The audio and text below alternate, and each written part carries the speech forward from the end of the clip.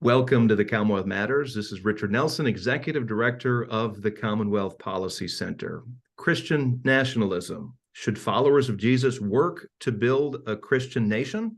Or is there some kind of danger, perhaps the compromise of a Christian witness? Joining us for today's program is Dr. John Wilsey. He is a professor of American history at Southern Seminary. Dr. Wilsey is an author, most notably of One Nation Under God, and Evangelical Critique of Christian America, and American Exceptionalism and Civil Religion, Reassessing the History of an Idea.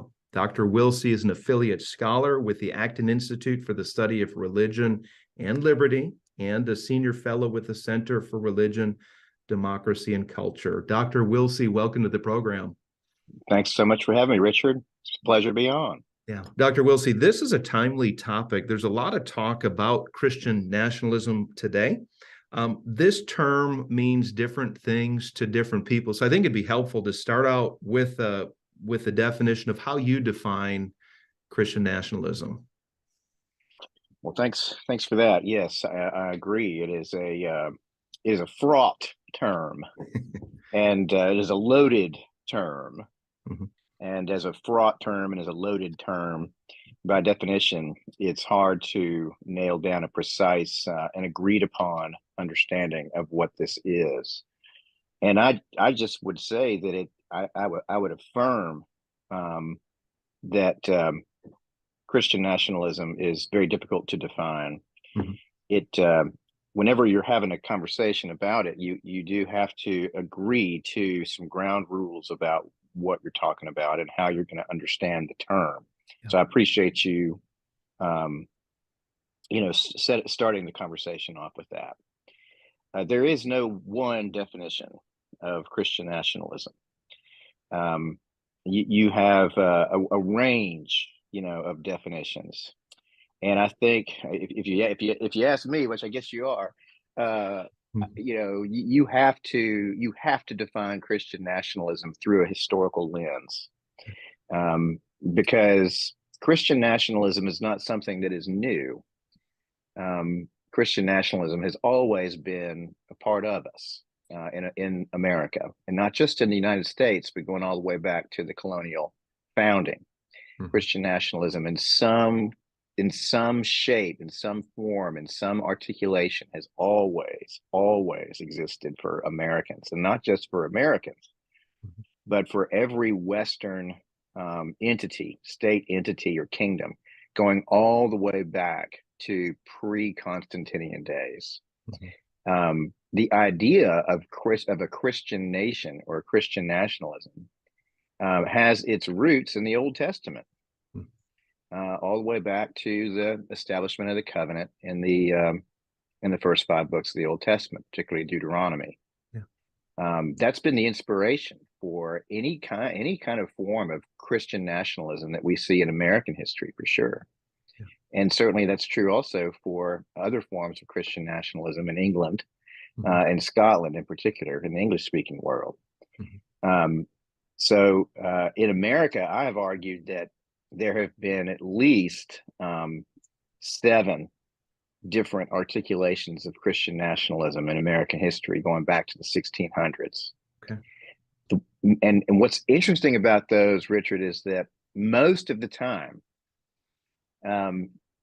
those who have wanted to embrace a vision of a Christian nation have embraced a progressive view of history, an idea that the future is better than the past, and that hope is in the future and not in the past, and that we are advancing as a nation. We're advancing morally and technologically and politically and so forth. We're getting better. And on those who have embraced a progressive view of history have also been progressives. Interestingly enough, have been on the left, especially in the 20th century. For most of the 20th century, and going back to the 19th century, those who embraced a idea of a Christian nation were on the left, which I think is fascinating, amazing, fascinating. It's only been in the last 50 years or so that Christian nationalism has become a conservative idea, and it is a conservative idea now because it orients the nation into the past, whereas those earlier people in the 20th century oriented the nation to the future. So we've oriented the nation to the past, and that we look back to the founding, we look back to the founding fathers, to the faith of the founding fathers, we look back to the ideas of biblical ideas, Christian ideas that are found in the founding documents and so forth. So that's looking back and saying, let's try to recover and restore something that's been lost. So if I could interject, let's look at our nation's founding. We do know that many of the founding fathers had a biblical worldview. They understood the inherent sinfulness of man. They did not trust centralized authority, so they created this idea of a government, three branches of government with checks and balances. They believe that our rights come from God, not from government. Some of these founders brought that, many of them did, I would say, brought that biblical worldview into the creation of the Constitution. We see references to God in the Declaration of Independence, our founding political document, Sure. where God is the author of our rights and our liberties. The purpose of government, if you read further, is to secure our inalienable rights. That's a radically new idea in the history of governments in the world. Absolutely. So we see these, not all the founders were Christians, some were deists, but many of them were deeply religious, deeply committed to their faith, and they came together from their colonial experience. By the way, the colonies were distinctly Christian colonies. Every one of them, they had Christianity written into their constitutions. You could not hold office unless you were a Christian in good standing. You had to, if you were to hold office, you had to acknowledge the Old and New Testaments in some of the colonies. So we saw they came from the background of coming from very clearly Christian context as far as Christianity's relationship to government, but they also saw the pitfalls of an established Christian religion. I don't know if we see that today, when I think most Christians and many of our listeners would be saying today, look, our country has lost its moral compass.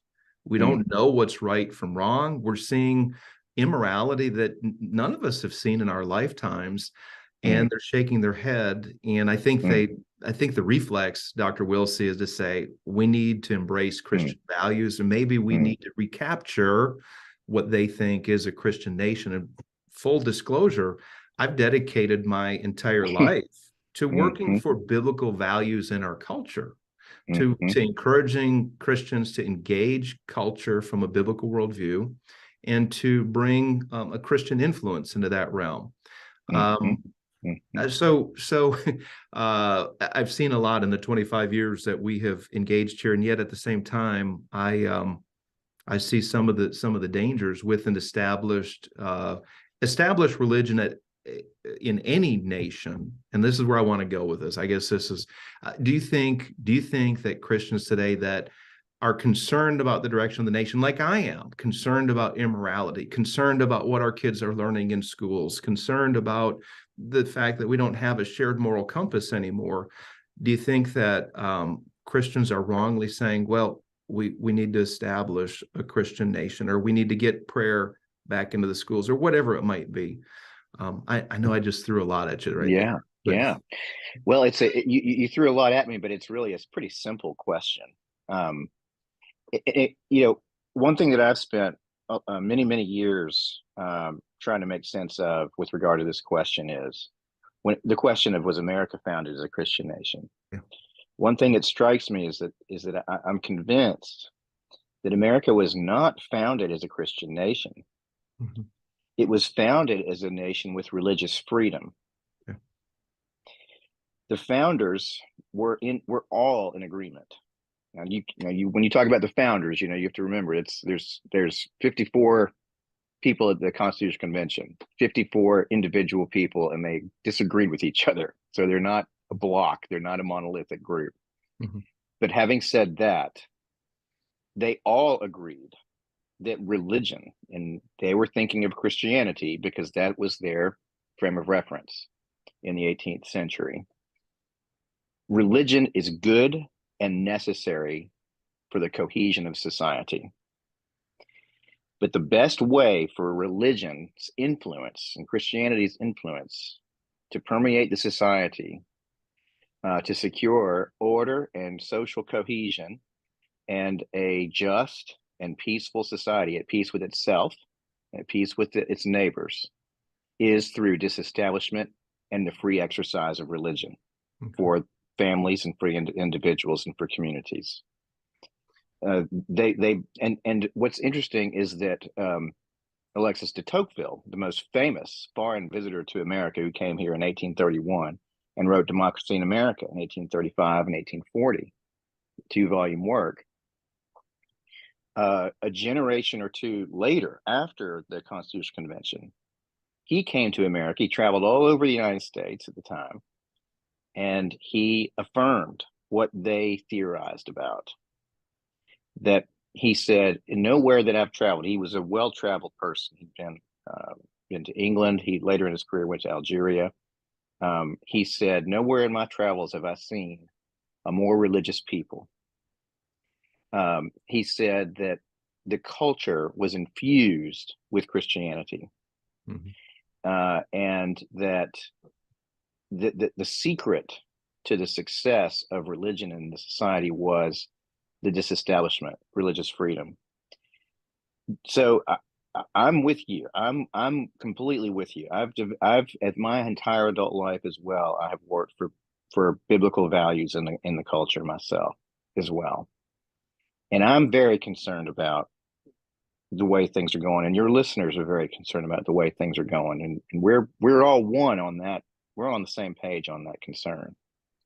And I understand the concern, the desire to see, hey, let's get the government behind an established church or something like that. That's an idea whose time has come. Look, that idea was tried and experimented with for 1400 years universally in the Western world, universally. The First Amendment to the Constitution is the first legal document since the Edict of Milan in 312 that has anything at all to do with religious freedom. Edict of Milan gave toleration to the Christians in the Roman Empire. The First Amendment secures religious freedom for American citizens. And the 14th Amendment extends that to individual citizens. That's where we've got to hold the line. We have got to insist upon religious freedom. Mark 12:17, Jesus said, render to God the things that are God's, and render to Caesar the things that are Caesar's. Or I got it backwards. Render to Caesar the things that are Caesar's, and to God the things that are God's. Yeah. There are two jurisdictions. The state does not have jurisdiction over the conscience. It doesn't. Biblically, the state does not have jurisdiction. The idea that the state is some kind of an ethical entity is not a Christian idea. It is an idea from German philosophy of the 19th century, especially through G.W.F. Hegel. Hegel thought that the state was the ultimate ethical expression, And it's through this progressive movement of the late 19th century and early 20th century. They were deeply informed by Hegel. Theodore Roosevelt was somebody deeply, deeply informed by Hegel. Woodrow Wilson, deeply informed by Hegel. They saw the state as being an ethical entity, an ethical principle, and the ultimate expression of freedom. When I hear and read people who want to establish a Christian faith, or when you use the coercion of the state in order to enforce these things, that is not biblical. It is Hegelian. It is a purely modern and I would say not necessarily anti-biblical, but certainly extra-biblical idea that Christians need to back off from. Religious freedom is biblical. Romans 13, as I said, Mark 12, other passages delineate the differences between the jurisdictions. Each jurisdiction has, a particular purview, but the state does not have jurisdiction over the conscience. And that's always going to be the key and the secret to the success of, Christians who are out there doing what you're doing and out there trying to, witness to people and evangelize and see the culture converted through the lives and through the testimonies of individual people. That's what the church's job is. And we can't give up on that. Very good. If you're just joining us, you're listening to the Commonwealth Matters. I'm Richard Nelson here with Dr. John Wilsey. We're going to take a break, and we'll be back in just a moment. Dr. Wilsey, just before the break, you had mentioned the term disestablishment. And for the sake of the listeners, disestablishment is where the church and state are no longer functioning together in tandem. And that's what we saw in Europe and in the colonies, where it was law for people to be Christian. It was law for people to go to church. It was enforced by the law, by the state, for people to do certain things. And what the founding fathers did is they said, look, there is the realm of the church. There's a realm of the state. That is not the state's job to enforce Christian doctrine. It is not the state's job to make all people Christians or to follow whatever faith the government says that they should follow. And that's, I think, an important distinction to make here. The First Amendment is something that secures our religious freedom. It says that Congress shall make no law respecting an establishment of religion or prohibiting the free exercise thereof. So we have been blessed with religious freedom, as de Tocqueville noted when he wrote Democracy in America, and as you mentioned. But you had mentioned that the state should respect conscience. The state should not meddle with conscience. But here we are in 2023, where you have state laws and federal laws, arguably, that do violate conscience. I'm thinking of so-called statewide fairness ordinances that elevate homosexual identity, LGBT identity to protect status.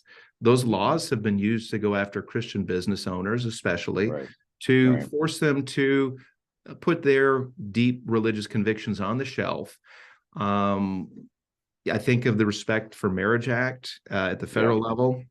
That's a clear conflict. There's a conflict on the horizon where Christians who want to operate in the marketplace are going to have to make decisions. So what do you say?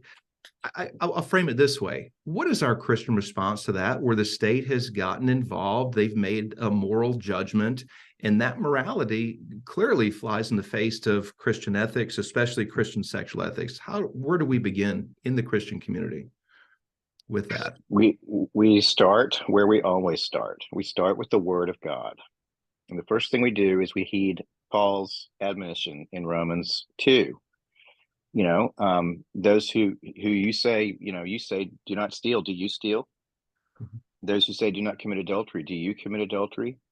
Those who say, don't rob the temple. Do you rob the temple? First of all, we have to let the scriptures be a mirror to ourselves as individuals, as churches, as families. We have to understand the Bible. We have to read the Bible.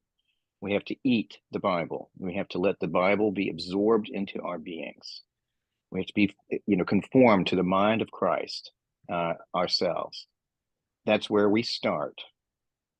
And from there, when our government, which has been corrupted by a godless culture, and it's been a slow process. It's been a long process. It's been a slow process.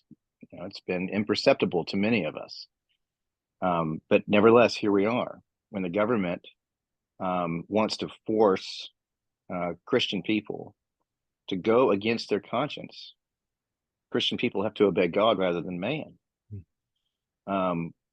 We have to preach. We have to advocate in the public square. I mean, when I think about Roe v. Wade, what individual Christians and what churches, small churches, small congregations, local communities have accomplished in the last 50 years, that shows us that this Christian engagement in the public square is not a futile exercise. It's a slow process. It's not going to happen overnight. The culture is wicked. It's corrupt, and it's not going to change these are things that we need to expect are going to get worse. But it's not a futile exercise for Christians to engage in the public square, because successes are there, they're possible, and the overturning of Roe v. Wade is evidence of that. It's easy to get discouraged by these things, but as conservative Christians, and I want to emphasize that word conservative for a minute. Conservatives recognize all the things that you pointed out, the founders pointed out earlier, that a realistic view of human nature. Human nature is fallen. Government is a means for which sinful people can reach for power, which is a terrible thing. But conservatives also understand that these things take time. And conservatives have to be patient. We have to recognize that, in our lifetime, we may not see any victories. We may not see any successes. Our children may not either. But we have to keep on pressing. We have to keep on moving forward. I think about the, what Black people have undergone in this country, slavery through Jim Crow. They had a perspective on patience and slowness. They were willing to pay the price and to take it on the chin, and they didn't expect things to, necessarily come around their way. They were informed. The civil rights movement was informed by the church and by the Bible. Yeah. And they were patient, and they saw success. So, that's another example of, the overturning of segregation and unjust, treatment in the public square and the economic square and all the rest. It takes time. It takes patience. It takes determination. It takes a will. Yeah. It takes resources and sacrifice, and we can't expect these things to happen overnight. But I think when your question of where do we start, and I have to say the same thing. Am I being conformed to the image of Christ? And if that's not true, if we're not being conformed to the image of Christ first, then what are we even doing?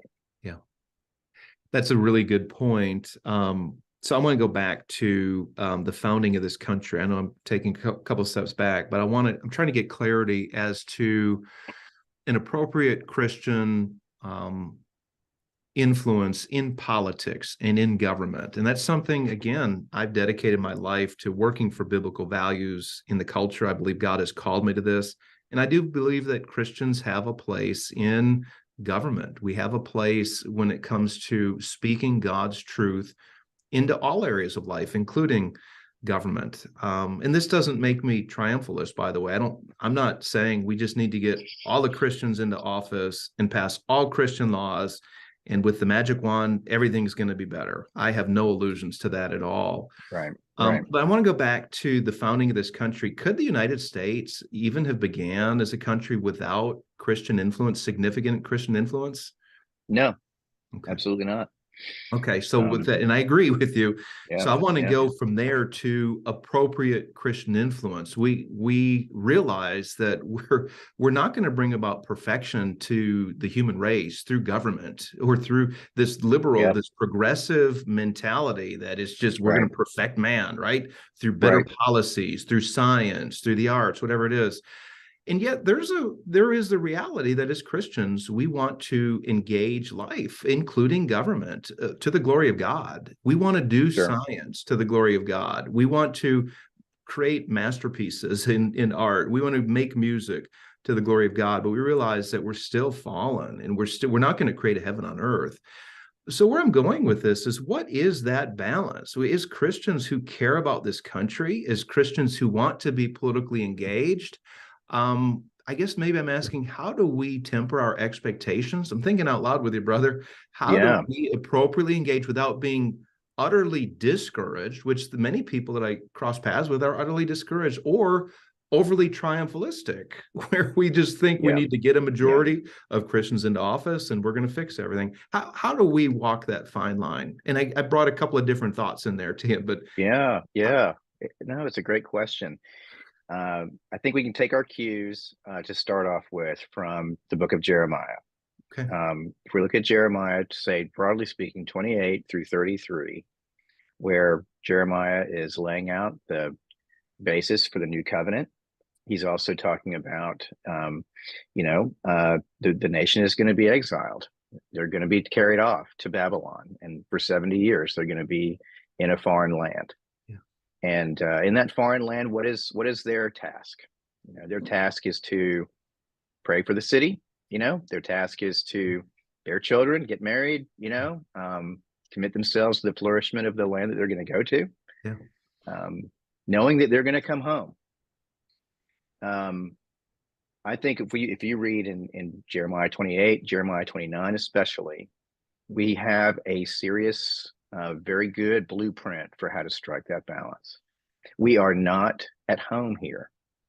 America is my country. I think America is the greatest country in the history of the world. I wouldn't want to live anywhere else. I don't understand people who want to leave the country and whatever. And a lot of times my first response is say, bye, This country is the greatest country. I come from a long military tradition. My ancestors fought for this country. This is the best country in the world, and we are blessed to live here. And America truly is, I would say, an exceptional nation. But this is not our home. Yeah. We will all die. The dead tell us, the dead remind us, that as you are now, I once was. And as I am, you one day will be. Yeah. Our home is in heaven. And what you talked about in your question, the lead up to your question, is very Augustinian. You basically were summarizing his thesis in City of God. And Augustine's vision for history, and Augustine's sort of way that he's going to tie that tension together between the temporal and the spiritual, it's going to be rooted in Jeremiah and the Bible, and informed by his current events. We saw the city of Rome destroyed in 410 by a barbarian king. Christians were wondering what's going on here. Is this crazy? Kind of like Christians are wondering today. And that was his thesis. That look, Rome's great, Rome's wonderful, Rome's our home, but Rome's not pure. Rome's got a lot of problems too, and one day Rome will fall. And if your hope is with the city of man, you will fall with it. Yeah. You have to embrace the city of God. Our citizenship is in heaven; it's not here. Yeah. Now, if we allow ourselves to be animated by that vision, it will sort of naturally redound to a responsible, engaged public engagement that is biblical. If that's our perspective, then it will have a consequence for the way that we act here and the way that we seek to preserve, the United States of America and all that's good about the United States and all that's right about the United States and all that's, it's founding ideals that are indeed consistent with biblical teaching. All those things we cherish, those things will be preserved if we live out, that sort of ordered love, where, love for country is absolutely a biblical virtue, because love is a theological virtue, but it has to be ordered correctly. It has to be ordered aright. Our love for the Lord and our loyalty to our heavenly home comes first. Yeah. Comes before our love for our temporal home. But our temporal home and love for temporal home is certainly a biblical principle and a good thing, something we should work for. Yeah. Yeah. This is good, Dr. Wilsey. We are out of time, and it feels like I just scratched the surface of this conversation. I had many more questions here. Perhaps you can come back another time and we can talk further about this topic. So, hey, great having you on the program. God bless you, and you keep up the good work. Thanks a lot. Thanks so much for having me.